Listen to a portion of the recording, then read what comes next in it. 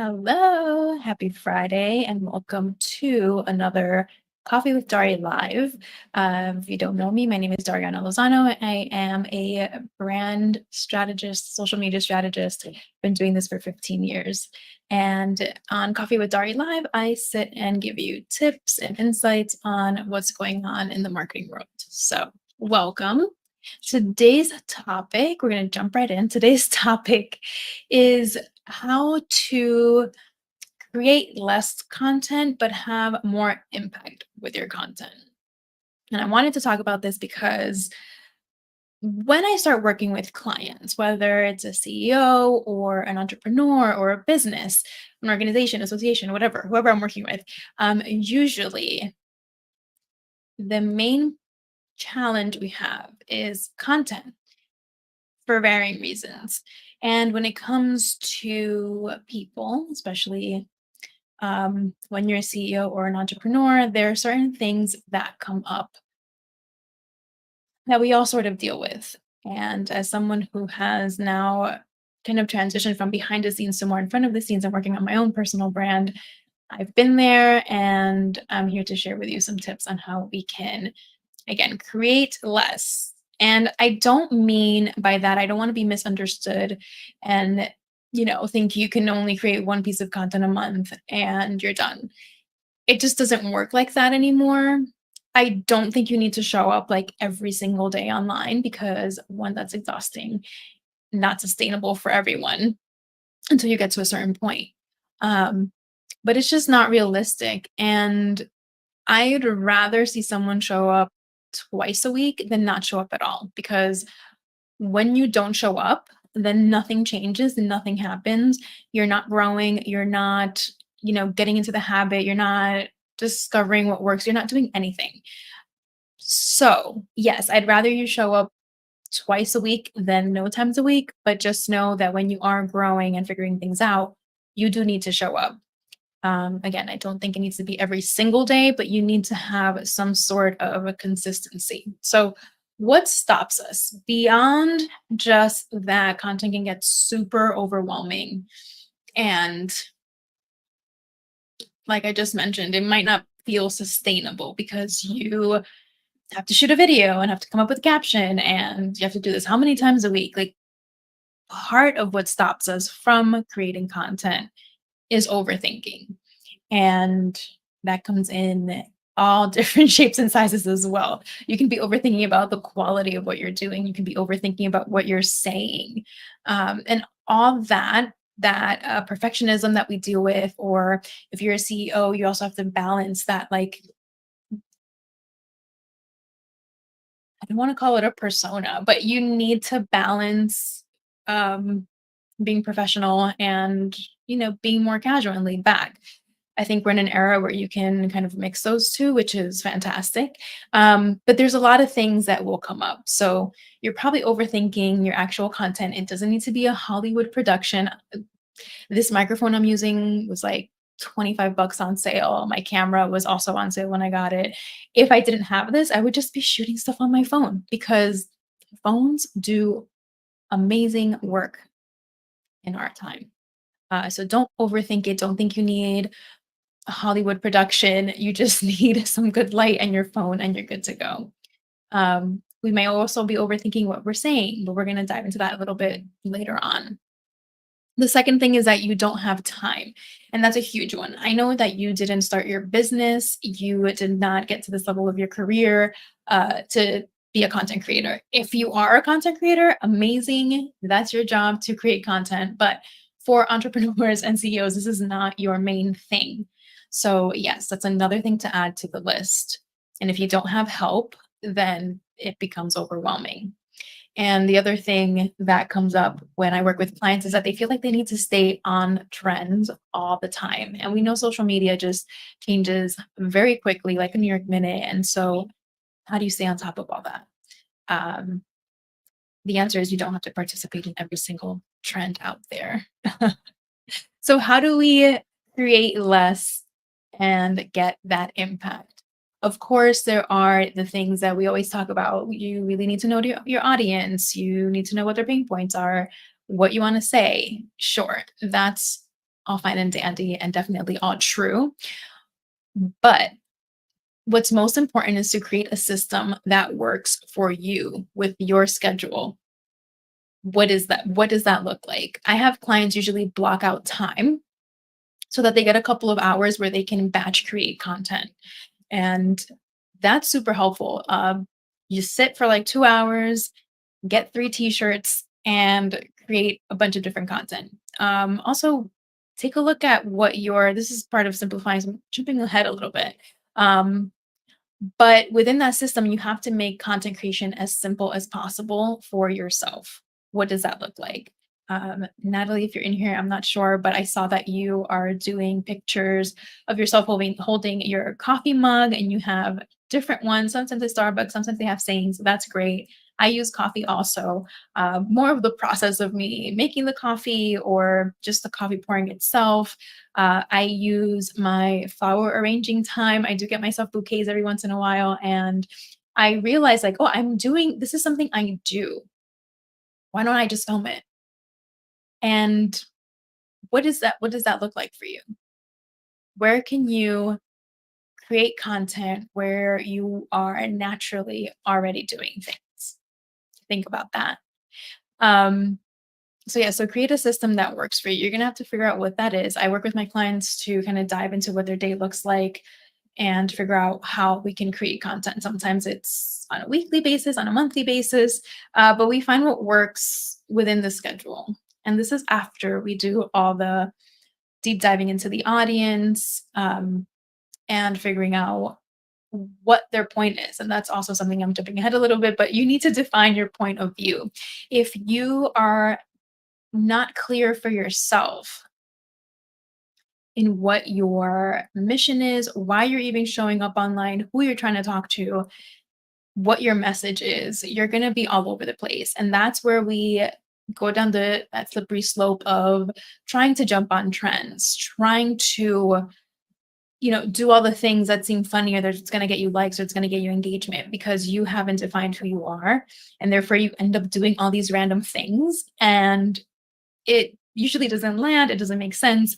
You're exhausting yourself again because you're creating content just to do it and not because you actually have a point.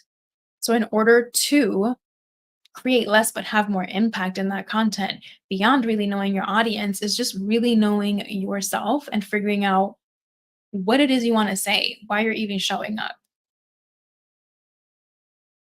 Next on my list, don't mind me, I'm flipping back and forth. I'm also trying to sit further back because, as I just said, simplifying the content creation system for myself, I take some clips from these lives and I use them as reels. And if I sit too close, I just look really up close when I chop this up. So I'm trying something new. Um, okay, so the next thing I want to talk about is, as you're creating the system, and here's an exercise that I love going through with clients, with myself. I do it every once in a while.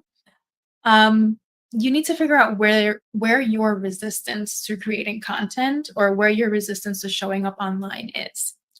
And that shows up in different places for different people. If it's the fact that you don't love showing your face, that's a resistance point.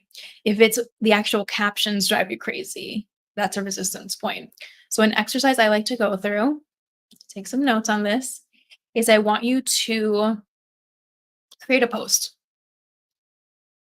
As you're going through this process of creating a post and getting it out there, take note and inventory of where you are finding resistance. What's making you go, I don't love this, or doubt yourself, or the part you're overthinking. So go through the process, take an inventory, but keep going. I don't want you to stop. Don't let those points stop you. But like I said, make sure you write it down on a piece of paper if you need to, and just go through the actual process, but hit publish. Um, and see where that resistance, maybe the actual hitting publish is what bothers you. But what this helps you do is really pinpoint the areas that you need to work on, or the areas where you might need to just shake out of what part you're overthinking or what part is um, causing you trouble. It's very simple. but I promise you it'll help you. It'll bring clarity to the parts that you need to work on or the parts that bother you. And if it really is you don't like how you look on camera, there's ways around that. I do think you need to show up and show your face, but there are ways to create content that don't include that. If that's what's bothering you, I'd rather you use visuals that don't include your face, at least just to get you in the habit of putting things out there and then slowly work on putting your face out there. So please try that exercise. If there's one takeaway from this that you remember, is trying that, right? So once you find where those are, then you can create that balance for yourself. So the balance is defining your point of view, making the content creation process as easy for yourself as possible, and then just getting out and doing it. Really, and I want you to kind of lift that pressure off of having to show up every single day, having to keep up with trends. You don't need to. If it doesn't make sense, don't do it. If it doesn't make sense to you, again, that's defining your point of view. If it doesn't make sense to you, don't do it. When TikTok was really blowing up, um, I tried a point video. And after I did it, I was like, ugh, it's not me. It's not me. So now I just show up and talk. And that's why I found makes it easier for me. Another way I made the content creation process easier for myself is doing these lives with you. I do the lives, I have to come up with a topic. I then take these lives and I can create a ton of content from here because not only do I have the video, I can take parts of it, as I mentioned earlier, parts of it and snip it, create reels out of it, or take ideas that I talked about within this and make it into a reel or a carousel post or a single image post. There's so many things that I can do from here. So, what does that look like for you? Maybe you don't want to go live, that's fine. But how can you make this process easy for yourself? And that is how you create impact. There's also other things that you can do more tactic wise. If you are having trouble with just getting out there or you don't know what to say, one of my big tips is to what's happening in your industry, what's happening in the world around you that you can share, but with your own point of view. That way, you're not forced to come up with an idea, but people still get to know you because you are expressing your point of view and you're expressing how you think through this other piece of content that you're commenting on or putting your thoughts and spins on. If you have any questions, I will take them. Go ahead and put them in the chat. I'm gonna go check this on. Not everything comes through here, so I'm gonna go check on this in a moment. But if you have questions, let me know. I'm not here to waste time. I feel like I say this every time I go live, but I am not a time waster. I don't like to just hang out and give you fluff. I'm going to get to the point and get to the point quickly. I know we're all busy, and I'm so appreciative that you take the time to hang out with me and learn from me. So I am really appreciative that you're here. All right, I'm not seeing any questions coming through. So again, how to create less content but create more impact. Please, please, please take the time to define your unique point of view. If you need help with that, I'm here for you. I can help you through that. I also have this amazing masterclass. It's short and I dive a little bit more into um, defining your unique point of view, creating content, figuring out what that system is for you. It's completely free. I will put the link in the description. I love that masterclass. I just do. It was a good one. So you can take that to help you kind of. I go through some questions that help you.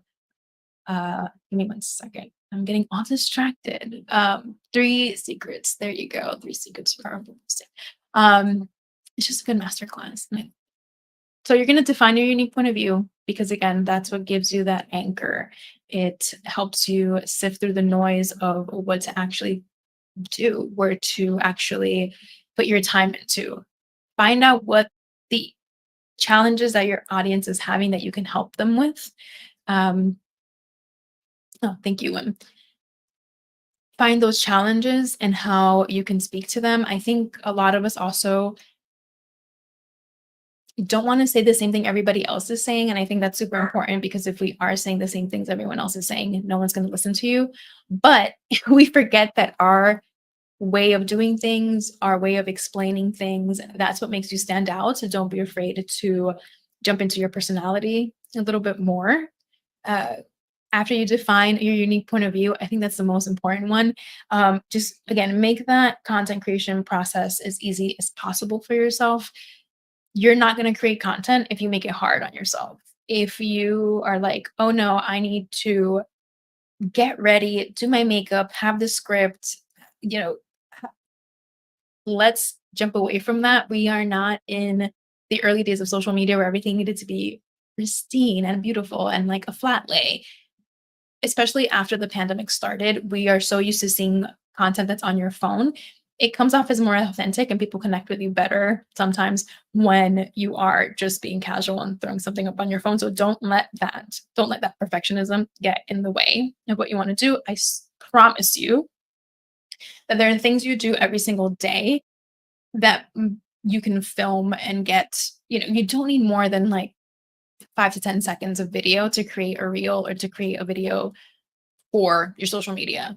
Um, that's why YouTube Shorts is blowing up. There's people are don't have those attention spans, but you can use these short forms to lead them to a longer form. Whether that's if writing is your thing, then write and then turn your big content piece that you wrote out into smaller pieces. There's so many ways to create content and to make it easier for yourself. You just have to figure out again what you want to do. All goes back to your point of view and how you digest information, but also knowing how your audience digests that information as well. Okay. And then can you create a system that works for you and pay attention to the resistance?